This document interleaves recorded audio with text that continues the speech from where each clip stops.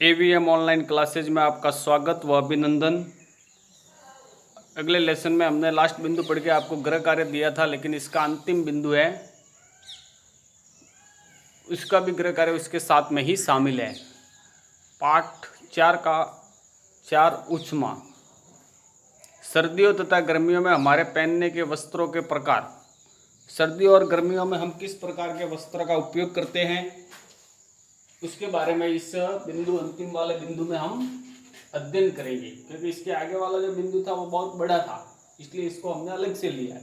सर्दियों में तथा गर्मियों में हमारे पहनने के वस्त्रों के प्रकार। हम सर्दियों में किस प्रकार के वस्त्र पहनते हैं, गर्मियों में किस प्रकार के पहनेंगे, उनके किस प्रकार का रंग होगा, कौन से वस्त्र हमारे ऊपर सूट होंगे मौसम के अनुसार, उनके बारे में अध्ययन करेंगे।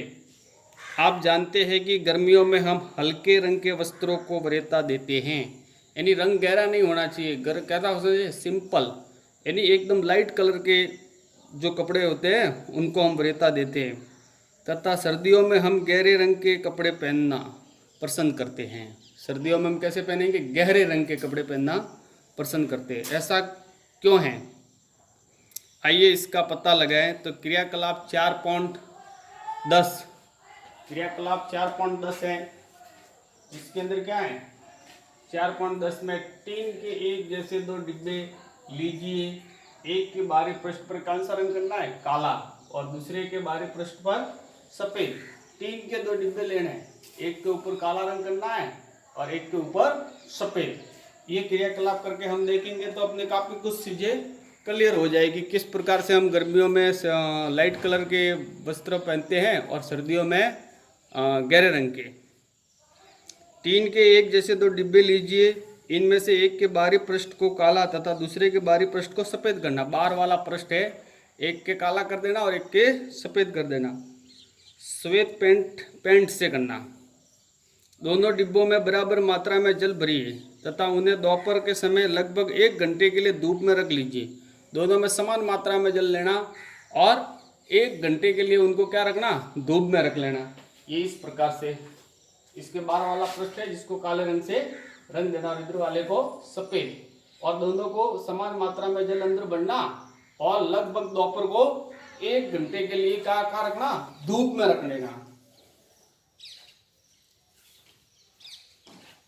दोनों डिब्बों में भरे जल के ताप मापिए। क्या आप दोनों के ताप में कुछ अंतर पाते हैं? किस डिब्बे में जल अधिक गर्म है?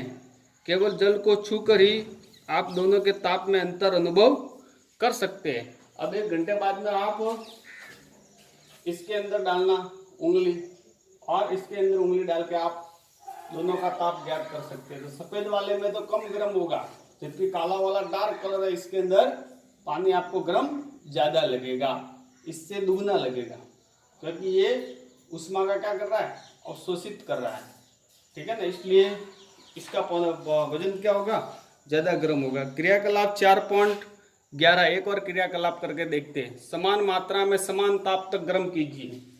अब ये दोनों डिब्बे है ना, ऐसे के ऐसे डिब्बे, समान मात्रा में समान ताप तक गर्म करना, दोनों को एक जैसी ऊर्जा देना, ऊष्मा देना, ताकि एक समान गर्म हो सके। लगभग 60 डिग्री सेल्सियस तक गर्म करना, और कमरे अथवा छाया में रखिए, या एक फिर छायादार कमरे में रख लो, या फिर किसी छाया में रख दो जिसके ऊपर छाया हो, धूप नहीं हो, उसको वहां रखना। उसके बाद में उसका परीक्षण करना या अवलोकन करना। क्रियाकलाप 4.10 में उपयोग किए गए दोनों डिब्बे, 4.10 में जो हमने उपयोग किए तो वही डिब्बे वापस लेने।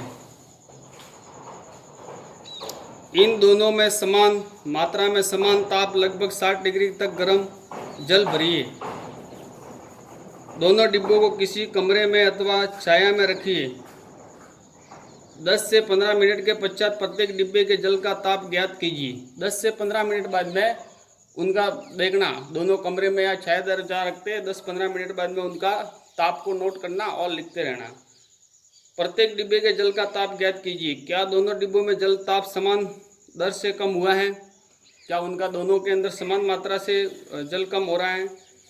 क्या इन क्रियाकलापों से आप ये निष्कर्ष निकाल सकते हैं कि गर्मियों में सफ़ेद तथा हल्के रंग के वस्त्र तथा सर्दियों में गहरे रंग के वस्त्र तथा सर्दियों में गहरे रंग के पृष्ठ अपेक्षाकृत अधिक ऊष्मा अवशोषित करते हैं? अधिक ऊष्मा अवशोषित करते हैं, इसलिए हम सर्दियों में क्या पहनते हैं, गहरे रंग के कपड़े। और गर्मियों में ऊष्मा को कम अवशोषित करता है, इसलिए हम हल्के रंग के कपड़े पहनते हैं। इसलिए सर्दियों में गहरे रंग के वस्त्र पहनना हमें सुखद लगता है, हल्के रंग के वस्त्र पहनना हमें सुखद लगता है। हल्के रंग के कपड़े ऊष्मीय विकिरणों के अधिकांश भाग को क्या कर देते, परावर्तित कर देते, अवशोषित नहीं करते हैं। इसलिए गर्मियों में हमें हल्के रंग के वस्त्र अधिक आरामदायी लगते हैं। सर्दियों में ऊनी वस्त्र हमें उष्ण बनाए रखते हैं। अब सर्दियों में हम ऊनी वस्त्र पहनते हैं, मोटे मोटे वस्त्र ऊन से बने हुए होते हैं। सर्दियों में ऊनी वस्त्र हमें उष्ण बनाए रखते हैं, इसलिए हम क्या पहनते हैं, ऊनी वस्त्र पहनते हैं। सर्दियों में हम ऊनी वस्त्र पहनते हैं। ऊन उष्मा का क्या, उष्मा रोधी है। ऊन क्या, उष्मा रोधी है। इसके अतिरिक्त ऊन के रेशों के बीच में वायु फंसी रहती है। यह वायु हमारे शरीर को उष्मा को ठंडे परिवेश की और विकृत होने से रोकती है। ये हमको और अधिक ठंडा होने से रोकती है, तो हमें उष्णता का अनुभव होता है, इसलिए कर हमें गर्मी का अनुभव होता है। मान लीजिए सर्दियों में आपको एक मोटे कंबल अथवा एक के ऊपर एक जुड़े दो पतले कंबलों में से किसी एक का चुनाव करना,